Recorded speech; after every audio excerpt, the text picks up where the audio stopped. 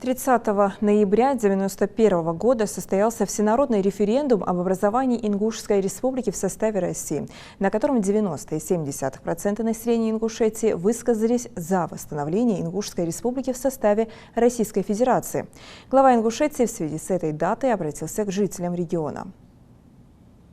Это историческое событие сыграло важную роль в судьбе ингушского народа, стало важнейшим фактором волеизъявления народа, определившим его сегодняшний статус в многонациональной России. В истории ингушского народа были свои незабываемые этапы. Нелегким был путь нашего народа к заветной цели, к возрождению своей национальной государственности, и мы ее достигли. И тем значимее вклад тех из нас, кто бескорыстно трудился на этом пути, не жалея своих сил, знаний, времени. Народ помнит и будет благодарен всем, кто стоял у истоков возрождения ингушской государственности и внес личный вклад в ее становление и принятие Верховным Советом Российской Федерации судьбоносных для нашего народа законов о реабилитации репрессированных народов и об образовании Ингушской республики в составе Российской Федерации. Различные поколения ингушского народа, жителей Ингушетии всех национальностей и вероисповеданий шли путем добрых дел без остановок, упорно трудились, учились, созидали.